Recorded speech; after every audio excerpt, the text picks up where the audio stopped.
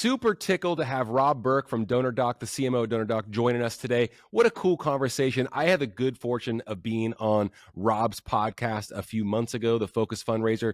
Link to his podcast will be in the show notes, and also a link to Rob's conference in April. DonorDock put on their second annual virtual conference straight out of Fargo, North Dakota. But once again, you don't have to be there in attendance. It's a cool virtual conference. There's a link in the show notes about their conference as well. Fun conversation with Rob. Rob's super thoughtful. We talk about all sorts of fun stuff, monthly recurring, so cool, planned giving, and of course, how to combat burnout if you're a leader or anyone for that matter, if you're a human being. Really cool conversation, super gracious that Rob took the time to come on and get personal with us. Really cool show. Enjoy it. I thoroughly enjoyed my time on yours. Good. The Focus Fundraiser was really, really cool. I remember where I was like, that was the earliest pod. It was like 7 a.m. where I was or something. And I was like, okay, here we go. I watched the episode and our team clipped it up too. And I was like, oh man, I really got on some opinionated, like I said, I call it the soapbox. You know what I mean? I love it.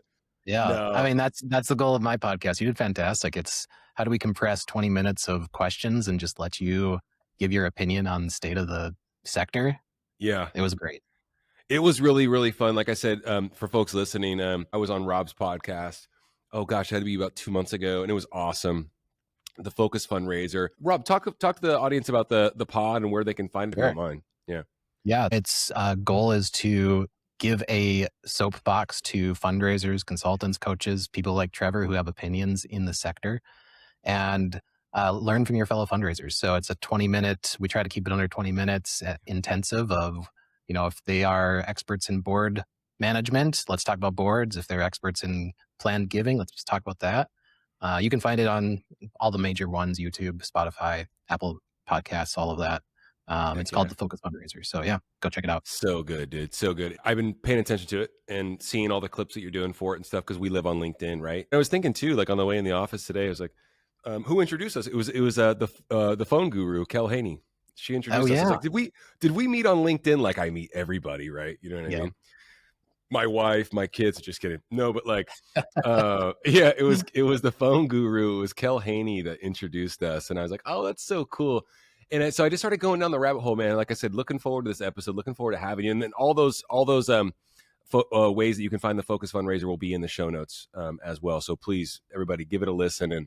And Rob's LinkedIn profile and obviously information about DonorDock will be there as well.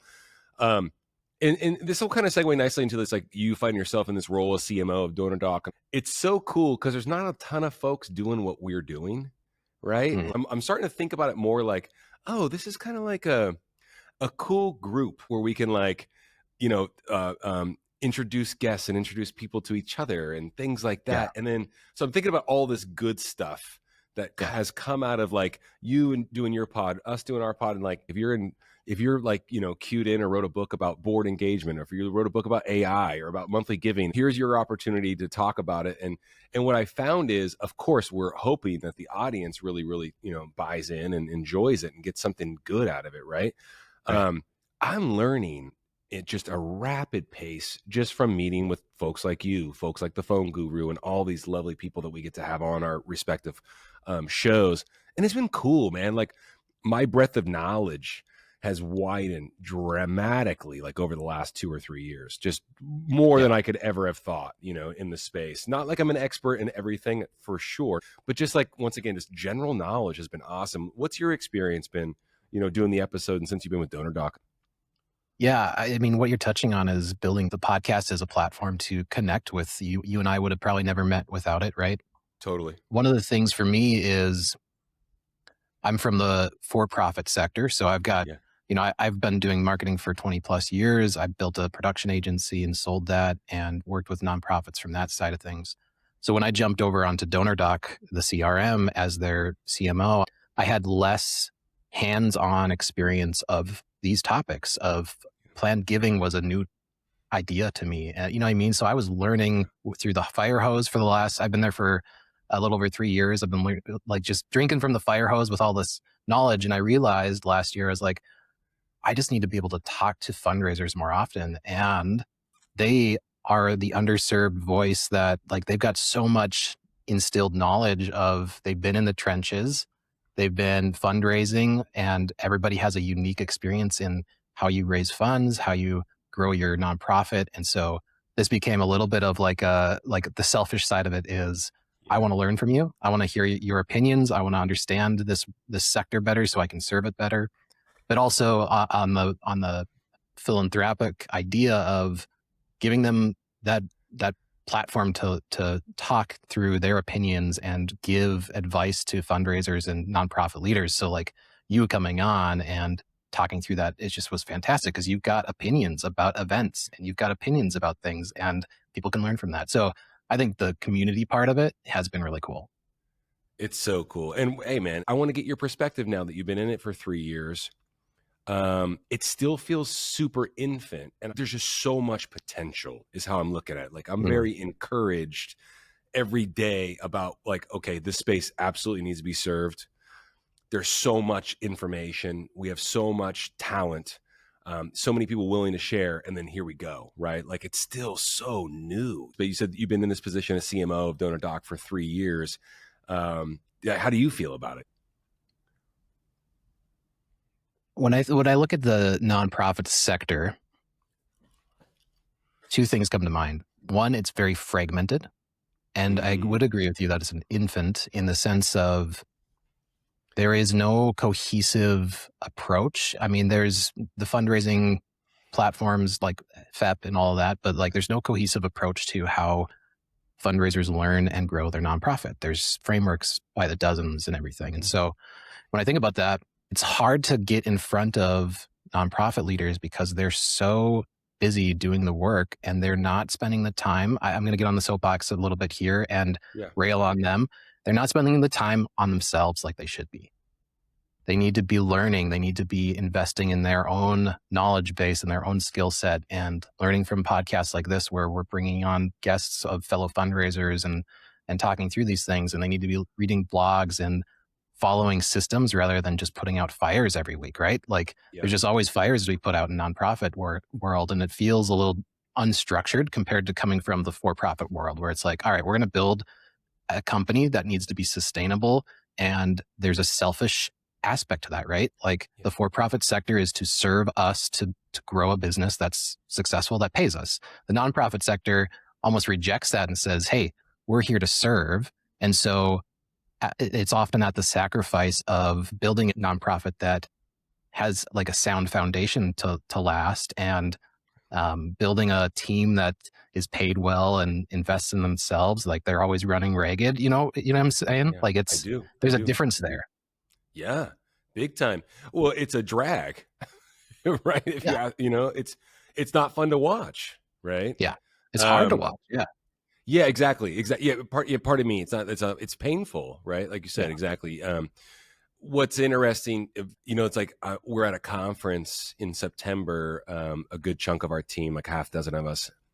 And I remember we had like little postcard size things where folks go, hey, check out the podcast. Hey, check out our webinar that we do every week and stuff like that. But I remember like many, many people came by and that were in development and events specifically as well. And they're like, oh yeah, we were talking about this. We need to go to more webinars. We need to like tune into more webinars. So I'm going to grab that. Yeah. You know what I mean? Like the education fees are like, oh, okay. How novel. That sounds great. Well, we got a fun one. You know what I mean? So what do you see happening, as far as combating that and is there going to be an injection of more talent from the for-profit side? As I know there's a lot of private equity, but like a lot of entities identifying potential in the space as well. How do you see that changing, especially with y'all being, a tech company, frankly?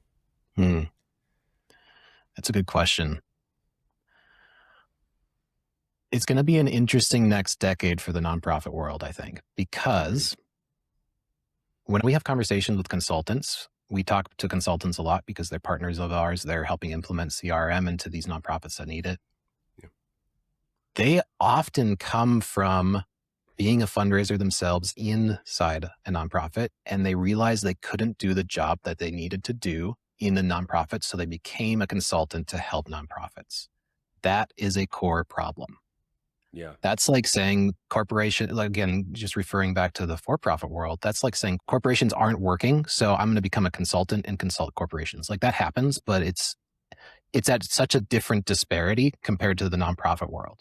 And Agreed. so if we can't support nonprofits like we do for profits, which we give Netflix a monthly subscription, where we should be okay with donating to nonprofits that are supporting our communities and building up our culture, right?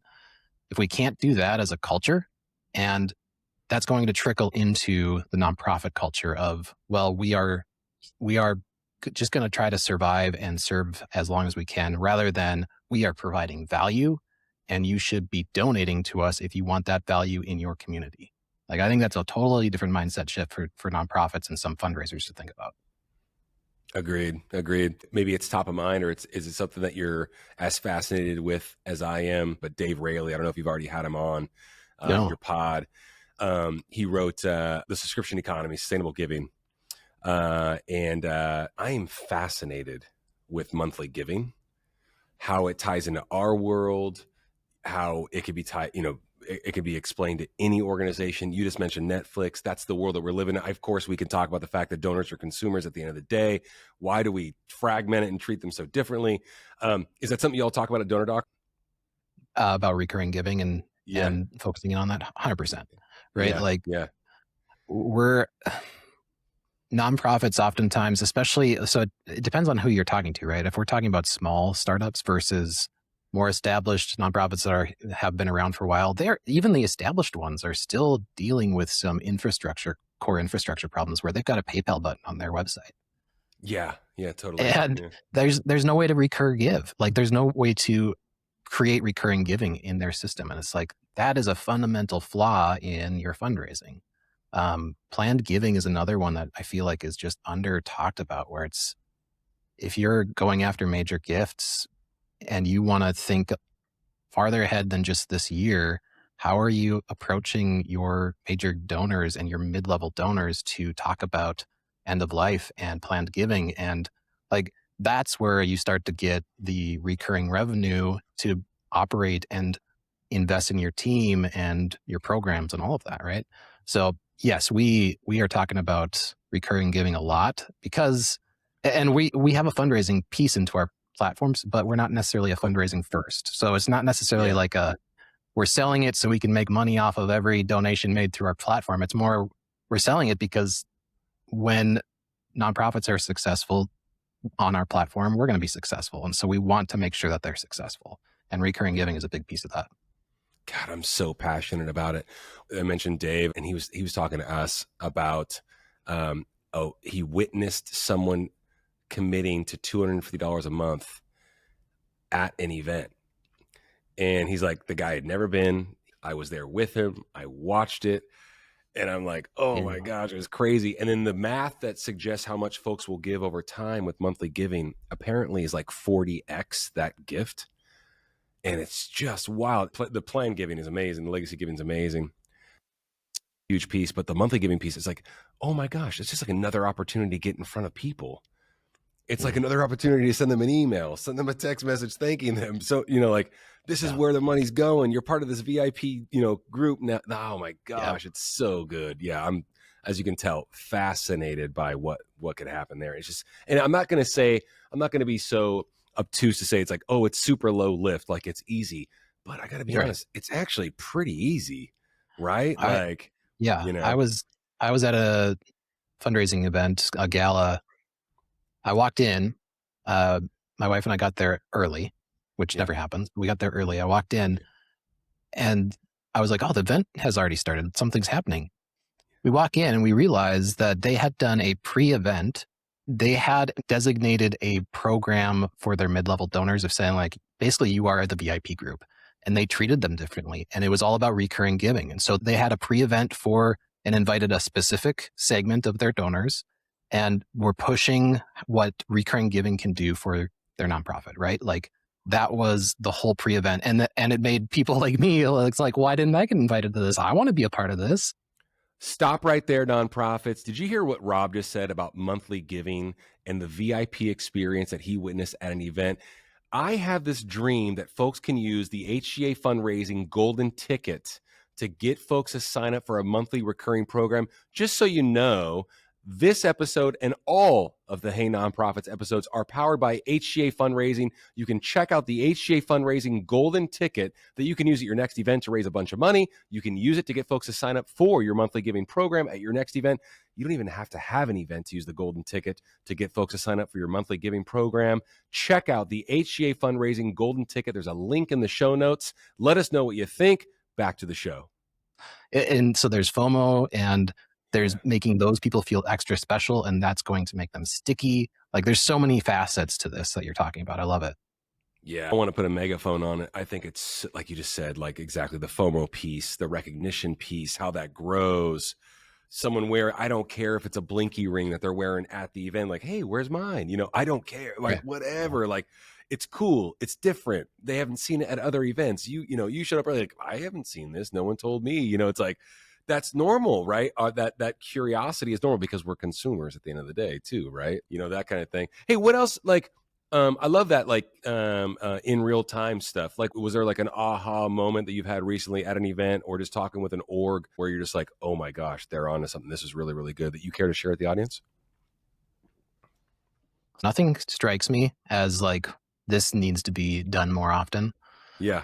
I think the VIP piece that we just talked about, that just happened to me 6 months ago. So that was where it was like, oh, this is a great way to make your mid-level donors feel special, that they're not the middle child that's ignored, but that they are a special subset of supporters and they're a partner in all this. I think that's a piece that, like, we talk a lot about stewardship. And I mean, we could talk about stewardship for hours, right? Because when I think of what is it that nonprofits, when they are dealing with all the fires of the week that they're not doing, it's the stewardship piece. I feel like it's starting to become a broken record in the topics happening in this sector, but it just doesn't seem to be sticking with these nonprofits where they're like, yes, I understand. Like, I've had conversations with nonprofit leaders and developers of saying, like, yes, this stewardship is a priority for me, but all of these other things happen first on my to-do list. And it's like, then that's not a priority. And why, right? I think that topic of why needs to be resolved for these nonprofits, and it makes their job harder when they're not stewarding, because they're working with the churn now where they have a higher churn rate of donors and they're having to find new donors. And I feel like that topic is just being talked about often now, and it hasn't stuck yet in the sector yet. I'm not sure how that's going to happen. Everyone's so focused on new. And then we're like, okay, well, what about the folks that are right in front of you? Do you know what I mean? Like that kind of thing. And so, yeah, absolutely. It hasn't quite connected all the way across the board. Like, we talk about it internally with our company. It's like, and we've had this conversation with many nonprofits, live or otherwise, about, okay, what's a to-do versus what's a big rock, right? We call them like big rocks, like filling up the jar with the big rocks. And then you get the to-dos, the sand and the little pebbles and stuff like that, right? Where it's like, we just really want to like shake folks by the shoulder. You know what I mean? What kind of feedback do you have for the audience or for leadership and what have you that are feeling that are just like, I call it plumbing. Like, the plumbing coming in will never match the plumbing coming out, right? Of out, you know, like input versus output, right? And it's just talk to folks about that and how you've combated it in your personal life, if you will, you know, building your companies, and then how you talk to nonprofits about it now. Burnout it can be a sensitive topic, right? But I'm gonna get serious here. When I was 7 years into my company, my wife and I went out for a date night. In the middle of a restaurant, I broke down crying and told her I just can't do this anymore. And in that, that was like the bottom moment for me to then start to uncover, what does that mean? What am I going through? And burnout, and what does burnout mean in somebody's life? And it took me years to uncover what it was fully about, right? But to your point of the plumbing in and plumbing out, it's an exchange rate issue. The amount of effort that you're putting out versus the amount of input that you're getting is disproportionate, and so you drain yourself. In the nonprofit world, that is just, it almost feels like commonplace. I'm going to drain myself until I have nothing left to give, and then I'm going to become a consultant, or I'm going to move on. Versus defining what your limit is of how much you can output, and defining what your inputs are to fuel yourself, to feed yourself back up so that you can give from a full cup rather than an empty cup.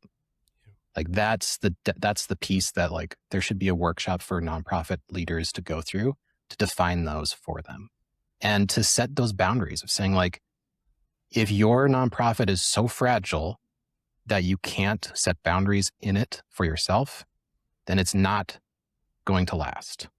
Like, yeah, it's not sustainable. Yeah. It's not sustainable. Yeah. Yeah. Do you care to get personal about what you uncovered when you realized that you were at that point 7 years in? Yeah. I'm a reader, so I started reading a ton of information around this, trying to understand it better. Mm-hmm. One of the key pieces that I sadly understood or learned is that once you hit burnout, it's a lot easier to burn out again. Mm-hmm. And so for those to be like proactive of saying like, hey, I haven't hit burnout, but I'm feeling it, like stop now, because it's going to make it easier in the future for you not to have as much capacity, energy, mental capacity, what have you, to not burn out again. And so like that was the foundation for me to build on, of saying like, all right, what are the guardrails that I need to put in place now so that I can get back to my normal self? And then what are the guardrails that I'm going to live by to make sure that I don't go under the threshold and burn out again?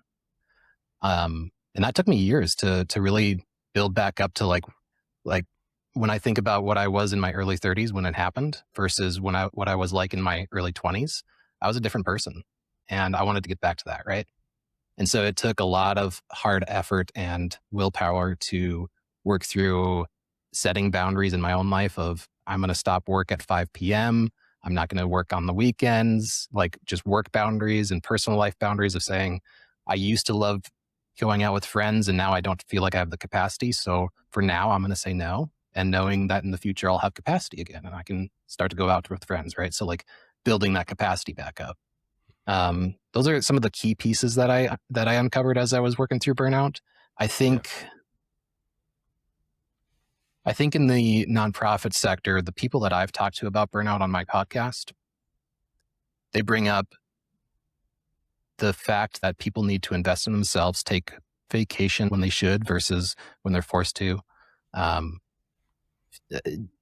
do things like go out for walks, like just some of these simple things, like setting boundaries for having personal input that feeds you and fills you, right? Seems so simplistic, but people just need to hear that, right? We're so ingrained in this culture of work, work, work. And if it's not getting done now, it's not going to ever get done. And like all these pieces of take a step back and look at the bigger picture. And if I don't get this done, what does that actually mean, right? Like, is it going to be the end of the nonprofit, or can it happen tomorrow or next week, right?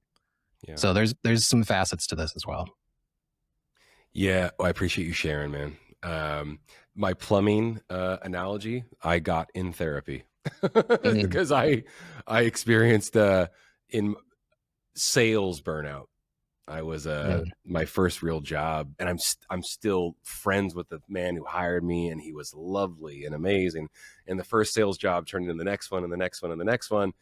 And I'm in my late 20s, and I guess it was like what I found, Rob, was like I was absolutely burned out, right? And it's like the turnstile effect, you know what I mean?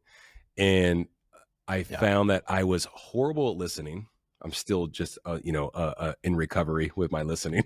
I'm very loquacious. I love to talk. So, it's like I was horrible at listening, and I found that I wasn't keeping relationships. I wasn't, you know what I mean? Like I wasn't able to identify to myself that there was like a lot of like little things like that were popping up, and it was because I was absolutely burnt out. I was on I was selling for a while, and it was like high pressure. I put a lot of pressure on myself, and I went and saw a therapist for 13 months, and she was one of the most lovely people I've ever met. And she said, listen, I just want to let you know something. There was a caveat. She said, well, you have this plumbing, you have this capacity. A lot of people in leadership positions at nonprofits, a lot of people that start companies like yourself, like myself, we have this natural ability actually to handle and have the plumbing that comes in that doesn't match the plumbing going out. And folks that are just listening, I'm holding my hands, the plumbing coming in, my hands are really, really wide, and the plumbing going out, my hands come more narrow together, right? And that might not ever match, but figuring it out, right? Like you said, like investing in yourself, taking the vacation, going outside for a walk. If it's that easy, that's awesome. Whatever it takes to fill up your cup. She's like, so I just want you to realize that that's how you're built. It's never going to match the plumbing. But what you have to do is figure it out, right? As far as like the steps that you can take to make sure that things move smoothly, in your life, and that you can grow. Because, I mean, our roles are so important, and the work that folks leadership in nonprofits, the work they're doing is so crucial and so vital for our society, for our culture. However, it doesn't define you, right? It shouldn't define you. And you can, you can become very, very susceptible to the pressure, and everything that comes with it. So yeah. I appreciate you being so willing to share. Yeah, you bet.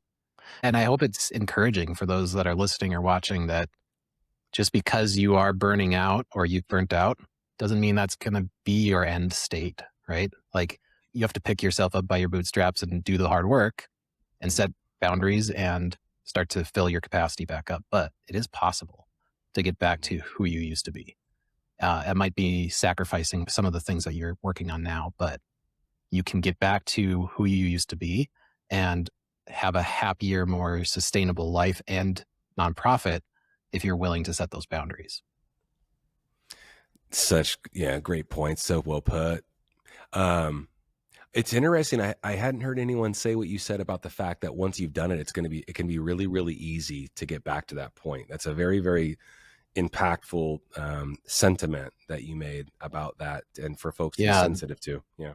The book I read it in, he was explaining his burnout experience was a therapist that gave him a mental model. The therapist used this example. They said, you've been running your engine at redline for too long. And now your engine, once you do that with an engine, it can no longer be as impactful as it could be before you redlined it. And so now it'll be easier for you to redline because you have a smaller gauge to go from 0 to 100. Right. In your, and they were talking about serotonin levels and not just theology or, psychology, but like the actual chemicals in your body being created are less, and you're creating more stress hormones and less, serotonin, and all those things get adjusted when you burn out. Big time. We're going personal, man. I can share more too. What do you do? What do you do to tap into the parasympathetic state that we're looking to go to when we're trying to mellow out and stuff like that? Like what are you? I know you got 2 kids, and you're the CMO of this company, and y'all are growing and all this stuff, but you're still young, and you obviously have a lot of alacrity for what you do. But like, talk about what what kind of tools you use. For me, it's the simple things. It's being self-aware, or learning yourself well enough to understand when you're starting to burn out, and having the self-awareness enough that you can pull yourself back from that. And it's like the simple things in life. It's finding out what fills you. So like for me, it's getting up in the morning and reading and journaling and doing devotions. And like if I get off of that track record, the journaling piece I think is a therapy piece that people use, and that's what I use. The reading fills my cup because I love to learn and to read. Devotions is a faith-based piece of it, right? So like if I get off of that track, then I can start to feel myself fading again. And so it's just finding those pieces that you need to habitually start to ingest into your life, of saying, I'm going to go out for a walk with no headphones every day, and that's going to help me, or whatever that is to ground you. And things like breathing. I'm going to do box breathing whenever I'm starting to feel this way. Or, it sounds simple when I talk about it that way, but it kind of comes down to the simple acts of every day that compound into either burning out or not burning out. You call it simple, but it's habitual and it's discipline too, right? You know what I mean? Yeah, I find myself when those things, I find myself craving it. Like I'm really, really cued into like sleep, lately for Yeah. some reason. You know what I mean? Well, for some reason, for some obvious reasons. You know what I mean? I'm Like, at a 'cause nine-month-old. I understand. I'm almost 46 and I really know when I don't have it. You know what I mean?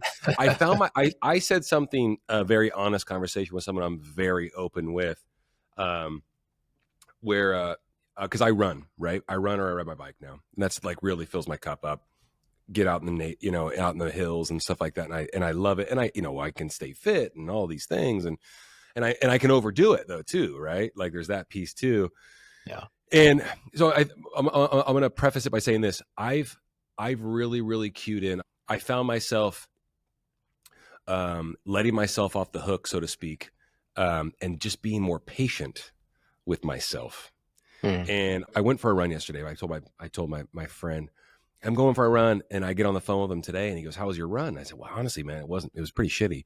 I didn't feel good. I think I was underfed. We had a long week last week, travel and stuff like that." And I was like, "You know what, man? I think I was just tired. I came home and I ate and I made sure that I got to bed early and all that stuff. And you know what? I slept great, and I woke up and I was confident and I was rested and I feel great about today and I'm not faking it or anything like that." And I felt like I was like, why did I say I woke up feeling confident? Like, I think I just woke up feeling good and refreshed and anew about what we were doing. And it was because it was like really from my heart, you know what I mean? But my point being is like, I look back and I was like, I was just being patient with myself. You know what I mean? Like, it was a run. It was whatever. I had a long week last week. I am getting older. Like, the pressure is there. It's real. Like, all those things. And I find like we don't really apply that to ourselves very much. And I constantly reminding myself, just be patient, man. Like be patient with yourself, is what I mean. Not with others. I've worked really, really hard on being patient in general, but especially with yourself, I think it's massive. So yeah. It's good. It's good advice. Yeah, good combo, dude. Love it. Yeah. Hey, what do you have coming up? Like, whether it's the pod or with what y'all are doing at DonorDock, that you're like really, really excited, like a conversation that you're going to have that you're really, really excited about having, like in the near future, anything like that that's top of mind? Yeah. Can I plug our conference? I want you to. Yes, sir. Please. This is your opportunity.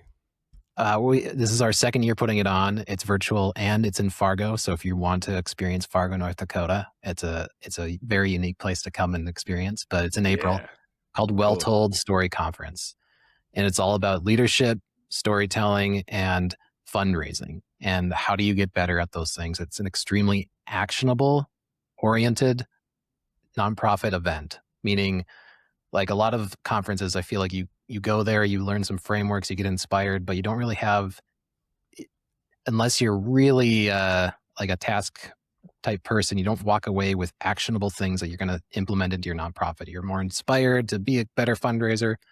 This is different, where all of our speakers are going to give you actionable pieces and put in the 3-ring binder that you take home.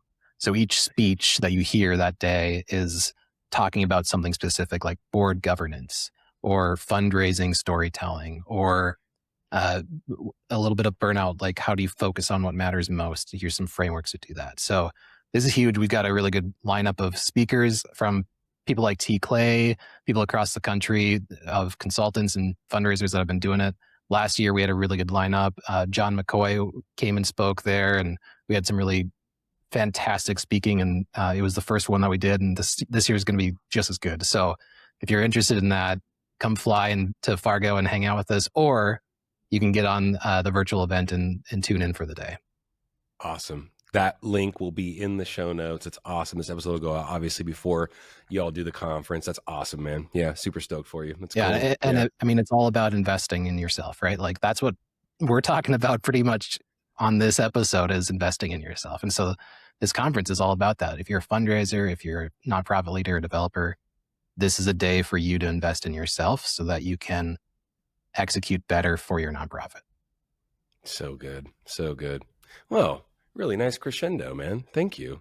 I'm pumped about that. That's awesome. Yeah. Okay, cool. Tune in. Hey, little case of the feel good for everybody listening to this. That's awesome. No, hey, happy that you all are doing it, man. It's so necessary and a really, really nice take on what folks need. And I love it, man. Yeah. So we'll promote the heck out of it as well. So appreciate it. And like I said, the link will be in the show notes where folks can sign up for the conference. Rob, as mentioned, all your stuff's going to be in the show notes. Reach out to Rob. As you can tell, Rob's lovely. Show him some love and support, and DonorDock as well on LinkedIn or however you choose to do it. Appreciate you all tuning in. Rob, thanks for taking the time, man. That was awesome. Appreciate you getting deep with us as well. And yeah, looking forward to the next one, man. Thanks so much.